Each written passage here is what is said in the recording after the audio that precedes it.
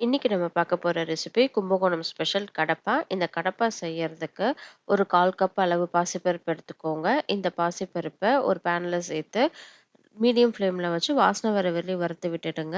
இது நல்லா வறுத்ததுக்கு அப்புறம் ஃப்ளேமை ஆஃப் பண்ணிட்டு 2 3 தடவை வாஷ் பண்ணி எடுத்துக்கோங்க. எடுத்துக்கிட்டு இது வந்து 1 கப்புக்கு 3 கப் அளவு தண்ணி சேர்த்துக்கோங்க. இதில் அது கூட வந்து 2 மீடியம் சைஸ் உருளைக்கிழங்கும் சேர்த்துக்கோங்க. சேர்த்துட்டு ஒரு 1/4 டீஸ்பூன் அளவு மஞ்சள் பொடியும் சேர்த்து லிட்டு போட்டு க்ளோஸ் பண்ணி மீடியம் ஃப்ளேமில் ஒரு 4லேருந்து 5 விசில் வர வரலையும் எடுத்துக்கோங்க.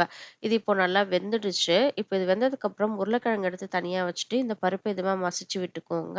பருப்பு மசிச்சதுக்கப்புறம் உருளைக்கிழங்கு 1 2 இது மாதிரி நசுக்கி எடுத்து வச்சுக்கோங்க.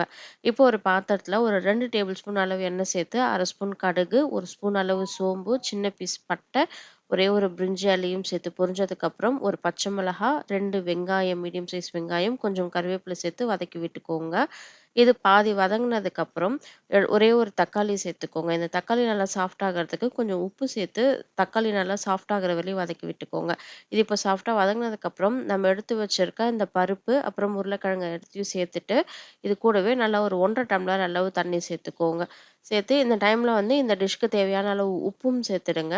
சேர்த்து இது நல்லா ஒரு 2 நிமிஷம் கொதிக்க விட்டுடுங்க.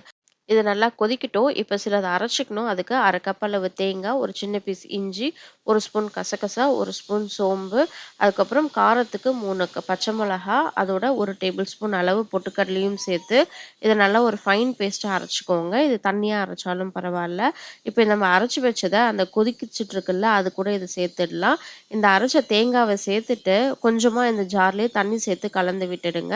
சேர்த்துட்டு ஒரு 2 செகண்ட் மீடியம் ஃப்ளேம்ல வச்சு கொதிக்க விட்டுடுங்க. இது கொதிச்சதுக்கப்புறம் ஃபைனலா கொத்தமல்லி சேர்த்து ஃப்ளேம் ஆஃப் பண்ணிடுங்க. அவ்வளோதான், சூப்பரான கடப்பா ரெடி ஆயிடுச்சு. இந்த ரெசிபி செய்து பார்த்துட்டு உங்களுக்கு பிடிச்சிருந்தா மறக்காம என்னோட கமெண்ட் செக்ஷன்ல கமெண்ட் பண்ணுங்க. தேங்க் யூ ஃபார் வாட்சிங்.